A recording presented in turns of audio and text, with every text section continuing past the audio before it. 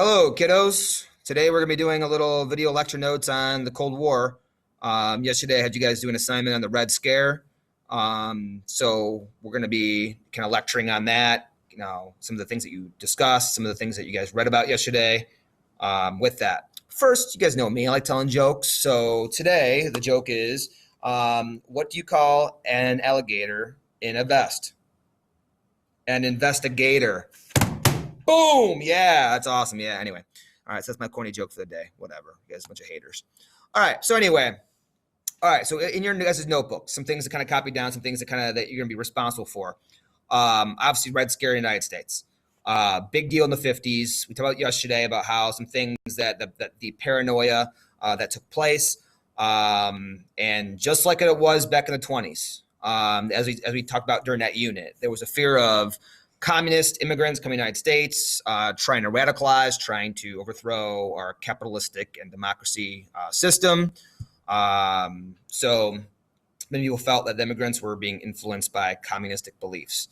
So Red Scare, what does that mean? Again, this is Red Scare 2.0. So again, it's a period of anti-communist paranoia that swept across the United States. Again, think back to the 20s with the Palmer raids, as we discussed about Sacco Vanzetti trial. So very similar ideas, very similar beliefs. However, the paranoia wasn't just groundless. There was definitely some base behind, some of the feelings of this time. You had, as you guys read about, Justice McCarthy. He's increasing the scare. You have China turning communists. So there were, and then you had spies being caught. They were rumored to be in the Manhattan Project, and the Soviets getting the A-bomb, and you had the arms race. So you had lots of things going on that led to that paranoia, for why people were more apt to believe it. All right. So with that being said, hopefully you have that. Jot down your notes. If you didn't know what that means, make sure you jot it down. If you already know what it means, then don't bother. All right. So as we talked about yesterday in your guys's in your worksheet, the birth of the CIA. Again, more of a formalized spy network. The Soviet Union, obviously, they were doing it. They had knowledge about placing, Alger Hiss. You had the Rosenbergs. You had German scientists that were in the Manhattan Project. So we are formally going to create the CIA, the Central Intelligence Agency, 1947. And they're going to be responsible for gaining information for American security during the Cold War. So this is where we start seeing a lot of, the CIA, kind of spreading its wings into various parts of the world. If you've ever seen spy movies, I'm sure you have. You got 007, you name it. There's actually a good book if you're interested in books. There's a book, the Hidden Secrets of the CIA. They don't really necessarily tell the names of the individuals, but it's all about the Cold War, and they have they kind of like their stories throughout the Cold War. So it's pretty cool. So anyway, all right. So one of the groups that was set up was the HUAC, the House of Un-American Activities Committee.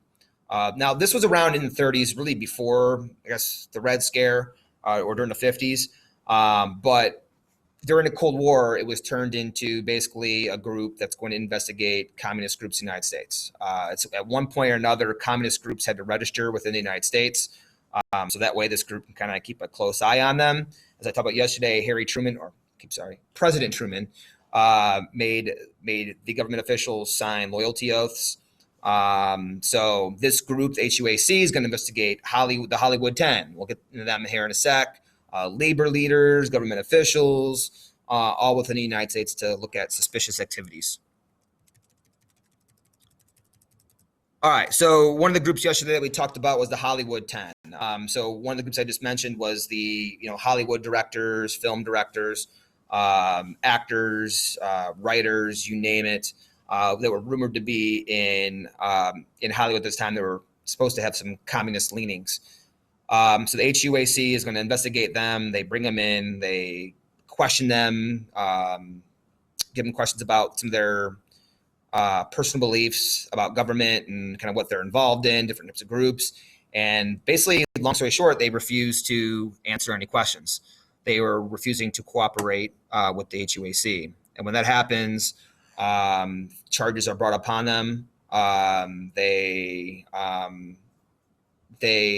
are accused of being communists. Again, when you're not saying anything, it's kind of like people think of you as being guilty. Although it's kind of counterintuitive because, again, we have like the idea of you're innocent until proven guilty, a trial, all these things, but then they just kind of round you up, they question you, they accuse you of things, and kind of have like the guilty labels kind of slapped upon you. So also these individuals are going to be blacklisted, along with many other people as well who refuse to cooperate. Basically what blacklisting means is that basically your reputations are ruined, tarnished. Basically you're kind of lumped in as being a communist or a traitor, so to speak. And basically you are unhireable. I guess you kind of think of it as like I guess a more modern day example. It's, again, a very controversial figure, but like a Colin Kaepernick. To an extent, he did something a lot of people didn't like, and the NFL owners he hasn't been hired. You can arguably say he's better than a lot of the other quarterbacks in the league, or at least in terms of backup quarterbacks. At least it's arguably he's second and third string, but he hasn't been hired yet. So, kind of in a way, some people claim he's kind of been blacklisted. There's been collusion, if you believe in that kind of thing. But a very similar thing, your reputation, you aren't given work. So these people, like the Hollywood 10, are going to receive a lot of consequences and for their actions, for not cooperating, fair or unfair.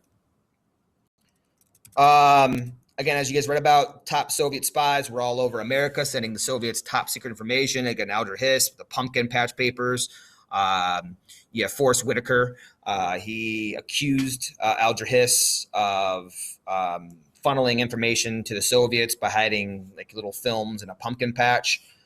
Forrest Whitaker he showed the government officials where this pumpkin patch was located in Maryland. He actually, Alger Hiss wasn't charged with espionage, but he was charged with lying under oath, perjury. So that will be a charge that he'll be formally charged with and whatnot. Then you have Ethel and Julius Rosenberg, married couple. I believe it was their sister-in-law ratted them out, basically started having suspicions of them being communists and funneling in atomic secrets to the Soviets. They will be charged. They will be executed. Many years later, their son actually came out and basically supported the fact that they were Soviet spies. Now, I don't think it was necessarily too long ago, but at some point, he came out and kind of confirmed that. So then you have Robert. I'm going to butcher this last name. Futchis, again, the scientist that also was accused of funneling in, secrets.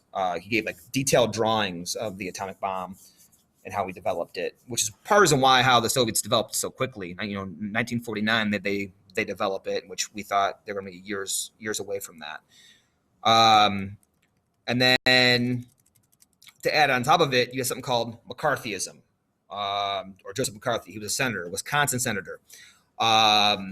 Very controversial figure. I even heard Donald Trump even kind of bring him up in a past campaign, like a witch hunt, basically. Like he accused the media and Democrats for kind of going after him, a lot of unfounded things. Yeah. And he brought him up. That's basically a witch hunt, or McCarthyism is alive and well. Kind of so this is who he was referencing. So McCarthy basically, again, you got to understand this is 1950s election season. What's popular to get you elected? Well, let's hammer home. Let's anti-communism. Let's say I'm going to be on a witch hunt for communists. And ultimately, for a little while, that worked. He claimed to have a 205 people list of communists.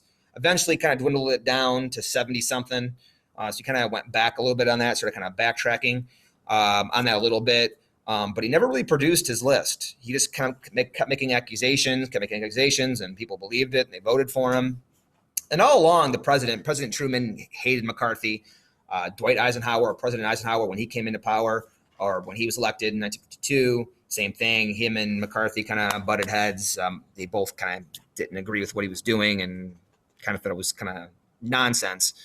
But eventually this will kind of come back to bite him in the butt. He will accuse members of the military, the army, of having communist dealings, and it'll be televised, and basically they make a mockery out of him, showcase the lies, and eventually it'll lead to him.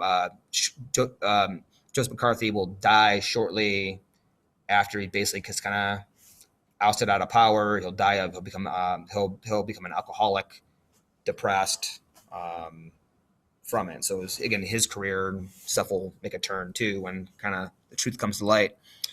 And then you have, we didn't really, it's not on the slide, Sputnik, big deal, 1957, Russians launching the satellite. It was not big. It was the size of a basketball, 200 pounds, wasn't large, but this signaled, I believe for the first time, that the Soviets may have surpassed us in terms of technology.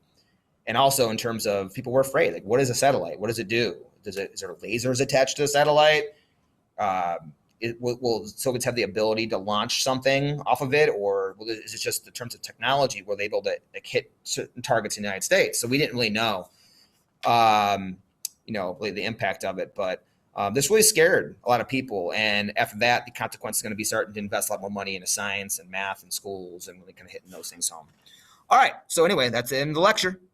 See you later.